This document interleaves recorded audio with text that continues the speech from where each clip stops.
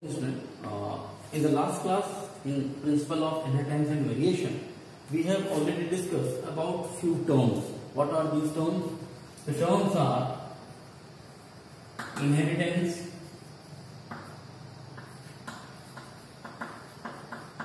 variation, heredity, then character, trait, alleles, genotype, phenotype, heterozygous,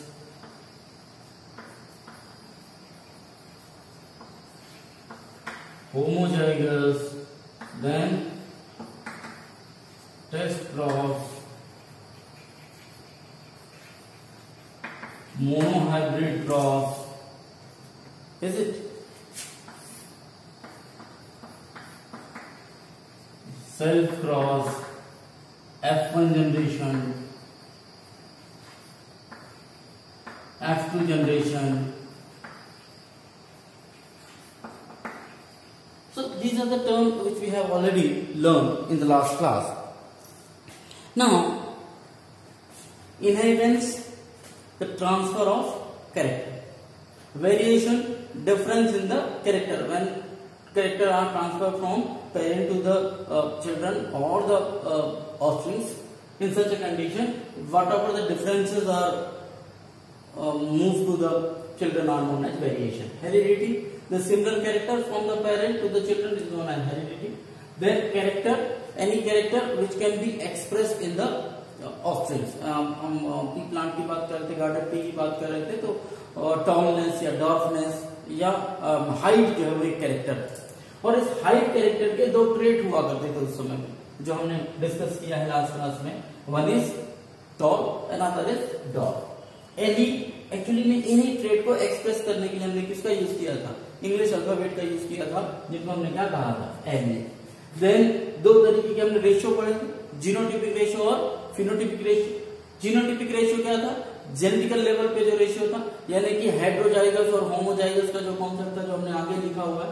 तो genotypic में capital T small T भी जो है तो क्या नाम से टॉल हुआ करता था, और फिनोटिपिक में जो है तो केवल और केवल जो टॉल और डॉर्फ प्लांट हमको फिजिकली जैसे दिखते हैं उसके हिसाब से हम उनको देखते थे.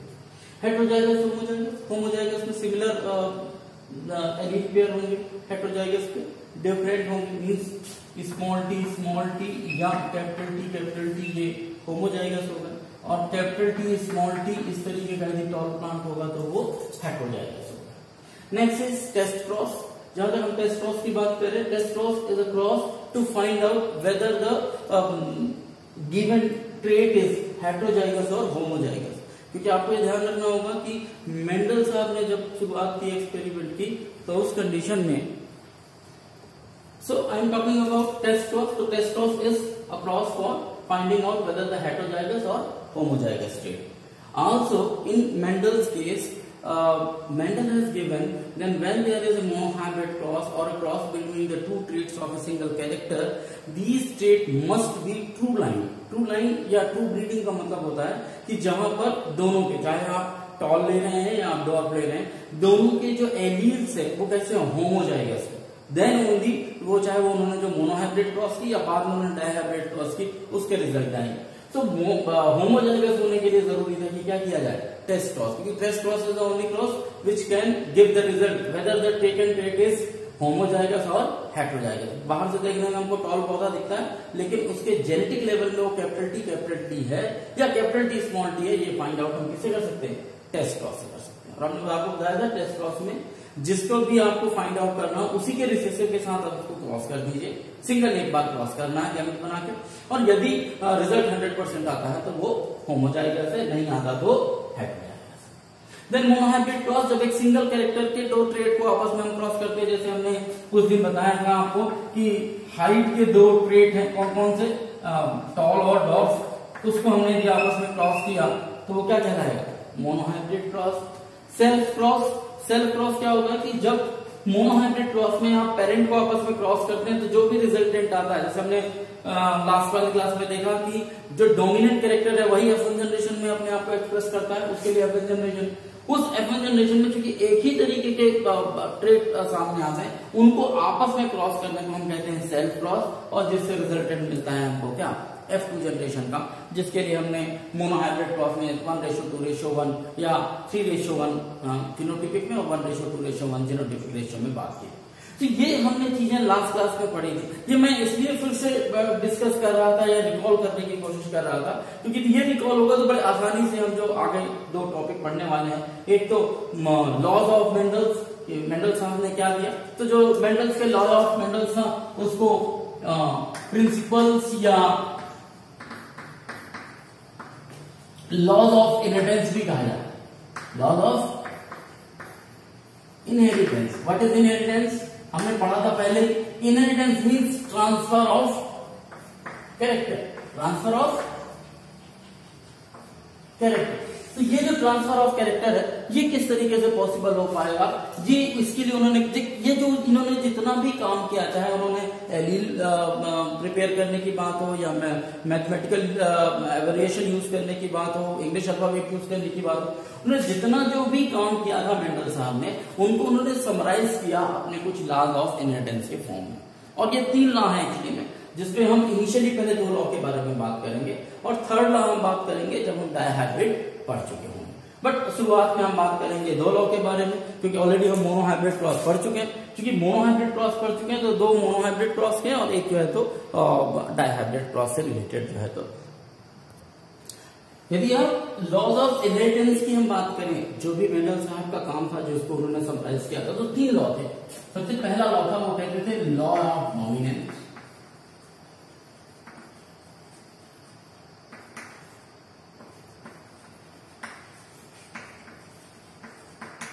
law of segregation, and third one is law of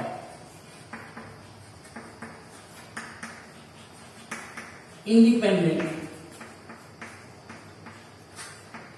assortment। ये 3 ही लॉज है जिनके बारे में मेंडल साहब ने बात।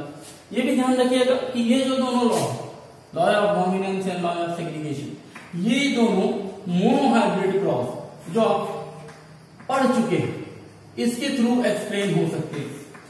यही कहिए कि इन लॉज को के जो डेटा है या इनका जो ऑब्जर्वेशन है ये मोनोहाइब्रिड क्रॉस से हम डिसाइड कर सकते हैं। But law of independent assortment हम मोनोहाइब्रिड क्रॉस के थ्रू नहीं बता सकते। इसके लिए हमको कौन से क्रॉस देखना पड़ेगा,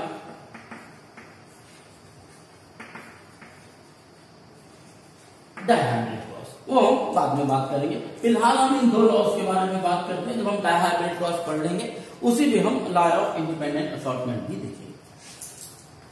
क्या कहते हैं ये तीनों लॉ, अब एक एक करके हम एक एक की बात करते हैं। सबसे पहले बात करते हैं किसकी, law of dominance. My name is clear, law of dominance. What is dominance, हमने रिसेसिव और डोमिनेंट पढ़ा था पिछली क्लास में। डोमिनेंस क्या कहता है, डोमिनेंस कहता है कि जब भी कोई एक कैरेक्टर है, सपोज कीजिए हाइट एक कैरेक्टर है और उस हाइट एक कैरेक्टर के 2 ट्रेट हो सकते हैं, एक टॉल और एक डॉर्फ। तो मेंडल साहब ने कहा कि जब हम किसी भी एक कैरेक्टर के 2 ट्रेट को आपस में क्रॉस करते हैं, सो F1 जनरेशन में केवल कोई एक ही ट्रेट अपने आप को एक्सप्रेस कर पाता है, और जिसको जो अपने आप को एक्सप्रेस कर पाता है वही ट्रेट क्या कहलाता है, डोमिनेंट कहलाता है। जो अपने आप को एक्सप्रेस नहीं कर पाता है F1 जनरेशन में, वो जब हम उसको F1 को सेल्फ क्रॉस करते हैं तो F2 जनरेशन में वो अपने आप को रीअपियर करता है।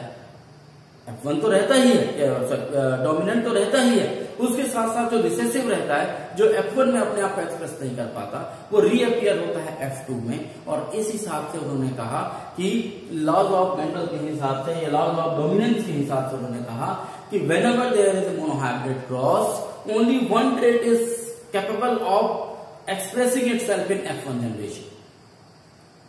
But when there is a self loss between these F1 generation producers, whatever the F2 generation, it have dominant as well as the recessive one, which have been unable to express itself in F1 generation. तो जिसने अपने आप को F1 में express नहीं किया था वो अपने आप को F2 में एक्सप्रेस कर लेगा। ये लॉ ऑफ डोमिनेंस, यही कहा गया था लॉ ऑफ डोमिनेंस। सो आप चाहें तो मोनोहाइब्रिड क्रॉस आपने पढ़ा हुआ है, मैं जस्ट एक बार आपको ब्रीफ कर देता हूं। मान लीजिए टॉल प्लांट है, ये क्या है, डॉट प्लांट। इन दोनों के क्या बनेंगे, गैमेट बनेंगे,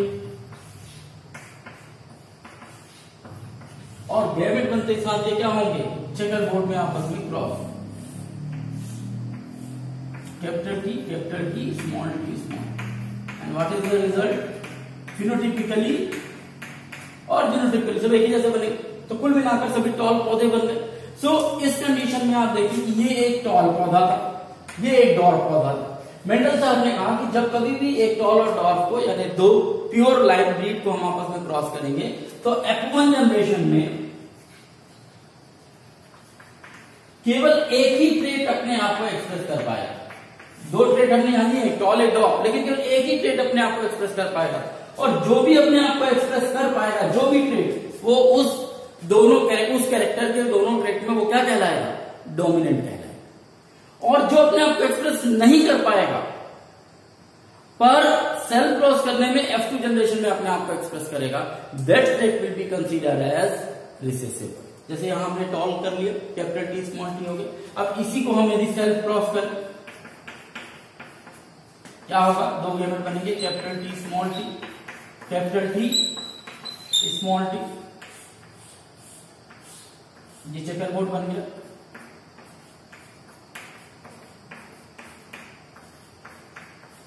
अब आप देखेंगे फिनोटिपिकली ये तीनों टॉल हैं, लेकिन ये वाला कैसा है, डॉर्फ। तो आप देखेंगे कि यहां तो डॉर्फ का कोई कॉन्सेप्ट ही नहीं था, बचा ही नहीं था डॉर्फ F1 जनरेशन। लेकिन F2 जनरेशन आते आते तक रिसेसिव ये जो डॉर्फ है ये अपने आप को एक्सप्रेस करने में कामयाब हो गया। So this is the condition. Mendel साहब ने कहा कि जब भी कभी मोनोहाइब्रिड क्रॉस होगी, केवल एक ट्रेट, दो में से कोई एक ट्रेट अपने आप को F1 जनरेशन में एक्सप्रेस करेगा, जिसे हम डोमिनेंट कहेंगे। और जो अपने आप को एक्सप्रेस नहीं कर पाएगा F1 में और बाद में F2 जनरेशन में जाके अपने आप को एक्सप्रेस करेगा, उसे हम क्या कहेंगे, recessive. This is all over about law of dominance. जो लॉज ऑफ डोमिनेंस से जो तीन चीजें निकलकर सामने आई वो क्या थी, उनको देख लेते। Characters controlled by discrete unit called factor. बाद में इन्हीं फैक्टर को एलील पेयर से हमने जो है तो क्या किया था, एक्सप्रेस किया था। तो मेंडल साहब ने कहा कि किसी भी प्लांट में, किसी भी ऑर्गेनिज्म में, क्योंकि उस समय जीन का कॉन्सेप्ट नहीं था, उस समय हमने न्यूक्लियस की डिस्कवरी नहीं कर रखी होगी, तो हमें बहुत ज्यादा आइडिया नहीं था। तो उनका जो ऑब्जर्वेशन था वो ये था कि character controlled by discrete unit. कुछ डिस्क्रिएट यूनिट है, अलग अलग यूनिट है जो अलग अलग कैरेक्टर को क्या करती है, कंट्रोल करती है। मीन्स एक हाइट को कंट्रोल कर रही है, एक सीड के शेप को कंट्रोल कर रही है, एक फ्लावर के कलर को कंट्रोल कर रही है। अब ये डिस्क्रिएट यूनिट उनको उस समय में उन्होंने जिसको फैक्टर कहा था, उन्होंने कहा ये फैक्टर सब दिन किसमें मिलेगा, हमको पेयर में मिलेगा। और आपने देखा होगा कि एलील पेयर सब दिन पेयर में मिलते हैं। कैपिटल टी मिलता है, कैपिटल टी स्मॉल टी मिलता है, या स्मॉल टी स्मॉल टी। ये किस फॉर्म में मिलता है, हमको पेयर में मिलता है। तीसरी उस बात उन्होंने कही कि इन dissimilar pair one is dominant and one is recessive. यदि सिमिलर पेयर है, मतलब कैपिटल टी है या स्मॉल टी है, ऐसी कंडीशन में तो ना तो कोई डोमिनेंट है ना तो कोई रिसेसिव। लेकिन यदि फैक्टर या पेयर में जो मौजूद है, यदि वो दोनों डिसिमिलर है, एक कैपिटल है एक स्मॉल है, तो इसमें कोई एक जो है वो क्या होगा, डोमिनेंट होगा और एक क्या होगा, रिसेसिव होगा।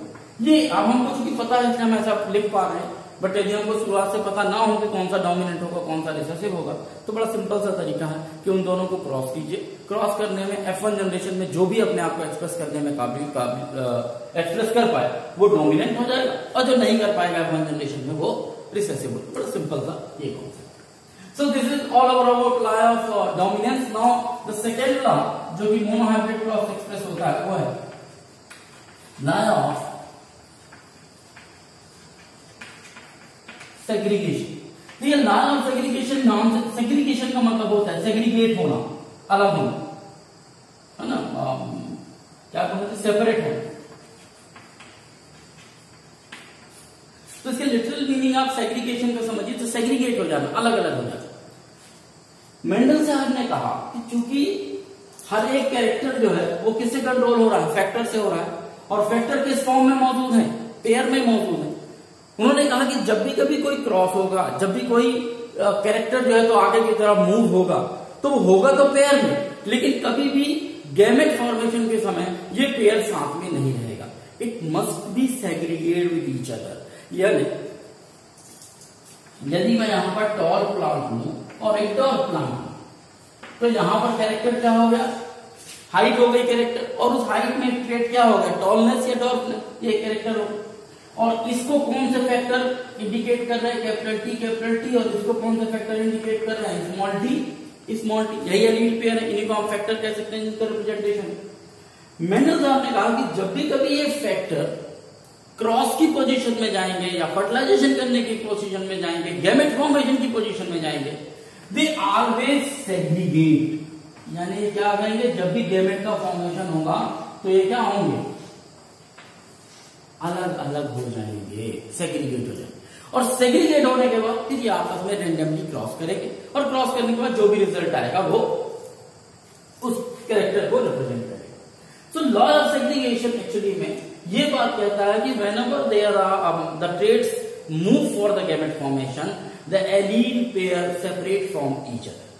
और इस प्रोसेस में आप ये समझ लीजिए कि यदि सिमिलर या होमोजाइगस ट्रेट है, ऐसी कंडीशन में तो सिमिलर टाइप ऑफ गैमेट का फॉर्मेशन होगा।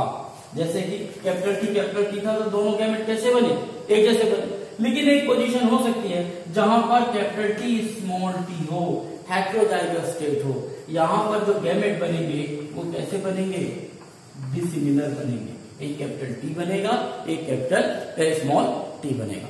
तो कहने का मतलब हुआ कि कैपिटल टी और स्मॉल टी इस तरीके से दो अलग अलग बनेंगे। तो ये लॉ ऑफ डोमिनेंस है, लॉ ऑफ सेग्रीगेशन है। ये दोनों कॉन्सेप्ट आपको मोनोहाइब्रिड क्रॉस में मिल जाएंगे, या मोनोहाइब्रिड क्रॉस के थ्रू आप इन दोनों कॉन्सेप्ट को या दोनों लॉस को आप बड़े अच्छे से समझ सकते हैं। एक तीसरा लॉ है लॉ ऑफ इंडिपेंडेंट असॉर्टमेंट। जैसे मैंने शुरू में भी कहा कि वो डायहाइब्रिड क्रॉस के बाद हम उसको डिस्कस करेंगे कि उसका मीनिंग क्या है, उसमें किस तरीके से काम होता है, और वहां देखेंगे कि कैसे वो मोनोहाइब्रिड क्रॉस भी उसके साथ करके देखेंगे, और डायहाइब्रिड में रिजल्ट अल्टीमेटली किस तरीके का आएगा उसकी बात करेंगे।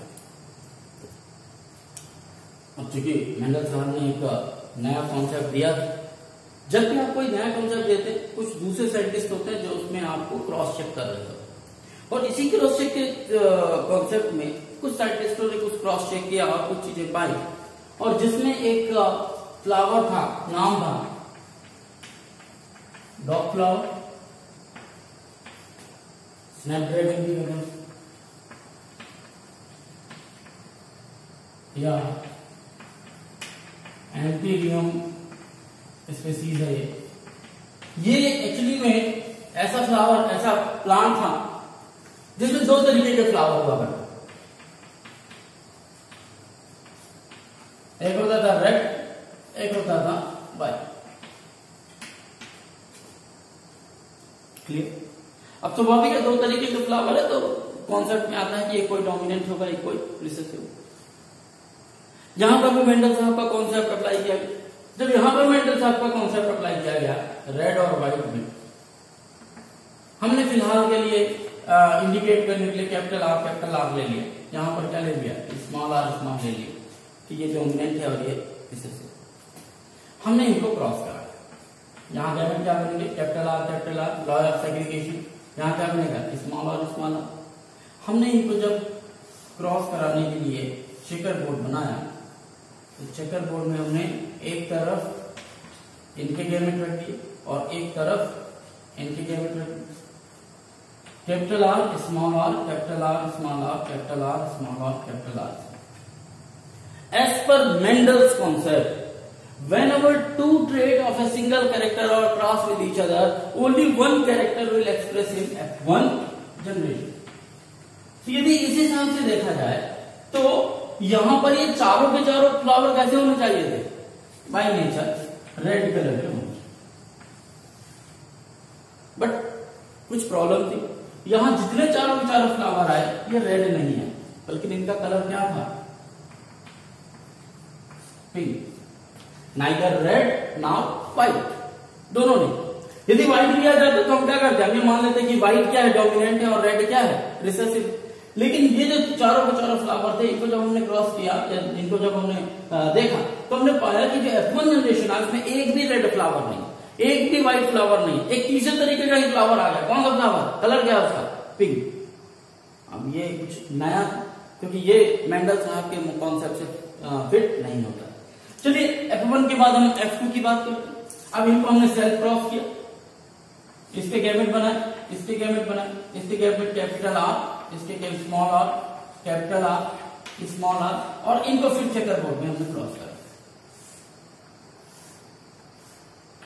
Capital R, small R, capital R, small.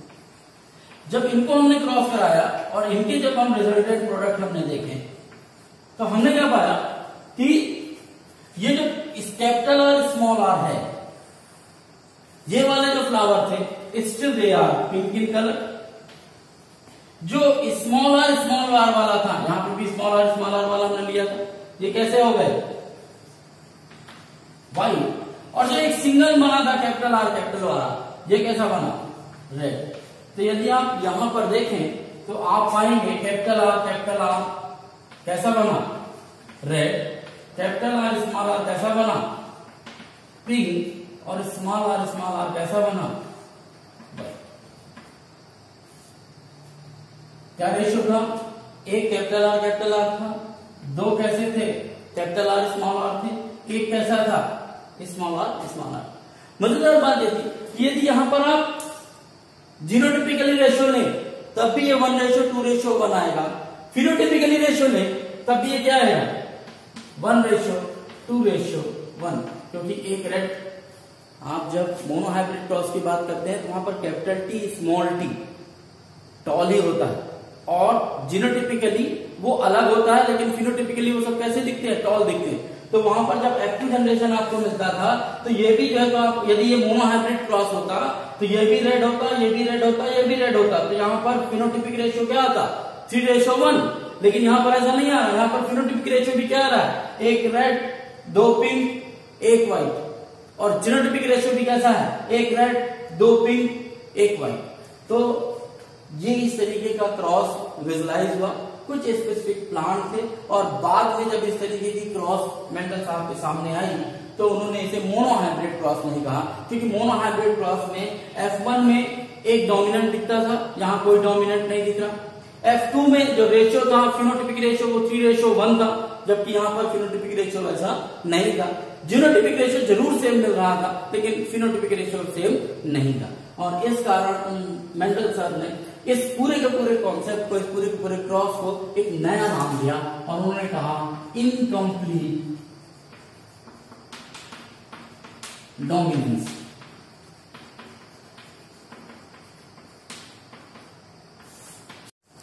क्या नाम दिया, इनकम्प्लीट डोमिनेंस। तो अक्सर क्वेश्चन आता है what is incomplete dominance, flowers के नाम पूछे जाते हैं 1 मार्क में कि कौन सा था जिसमें इनकम्प्लीट डोमिनेंस शो होता है। और एक तीसरी चीज पूछी जाती है कि यहां पर फिनोटिपिक एंड जीनोटिपिक जो रेशियो है वो सेम होता है। एक सिंगल क्लास है,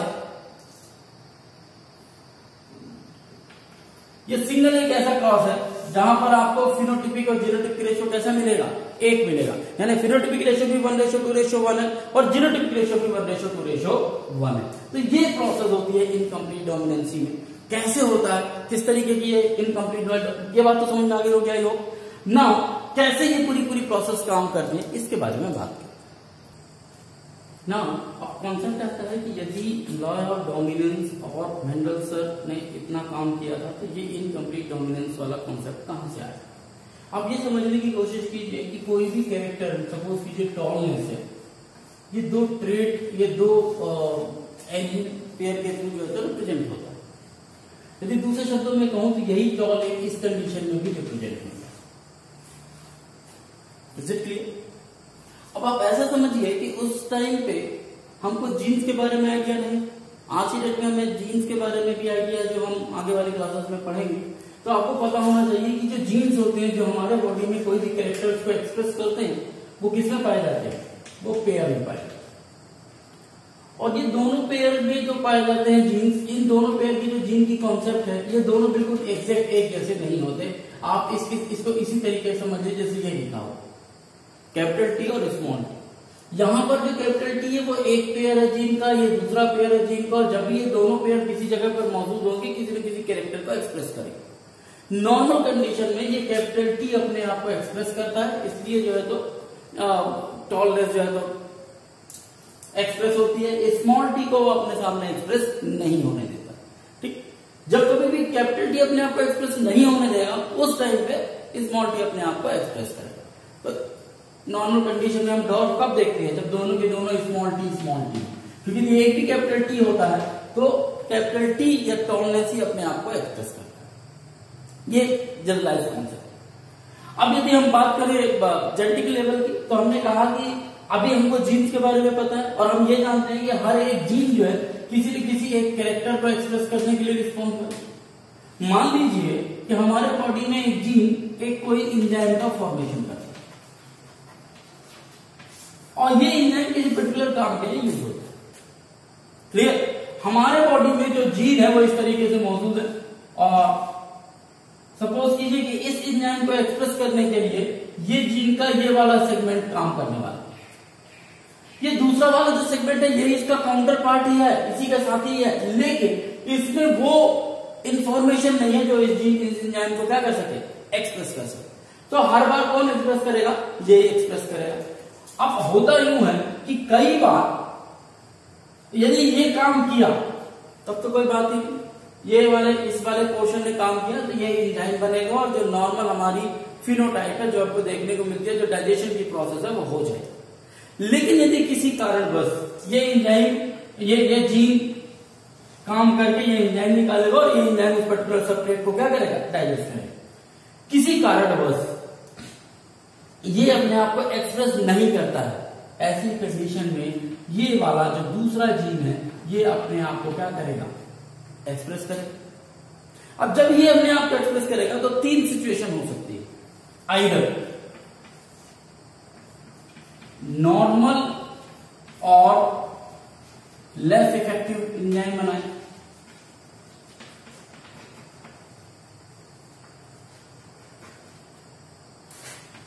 एक तो ये कंडीशन हो सकती है। दूसरी कंडीशन क्या हो सकती है, दूसरी कंडीशन हो सकती है कि एंजाइम तो बने बट वो कैसा हो,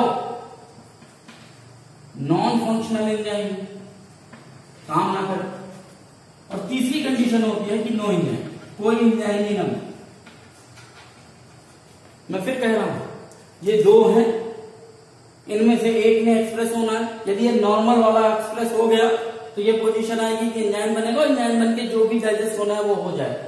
लेकिन यदि ये जो है जो दूसरा वाला है जो मॉडिफाइड है, क्योंकि आपने देखा होगा कि जब भी कभी न्यू पैटर्न का फॉर्मेशन होता है, वन फादर साइड से वन मदर साइड से, दो में से कोई एक अपने आप को एक्सप्रेस करता है।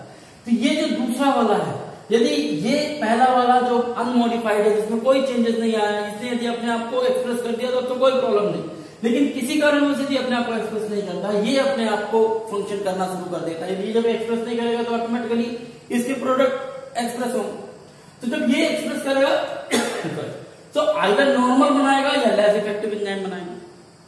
अरे मेरी बात सुन, सपोज कीजिए हम कहते हैं कि ये दोनों है, दोनों काम कर रहे हैं।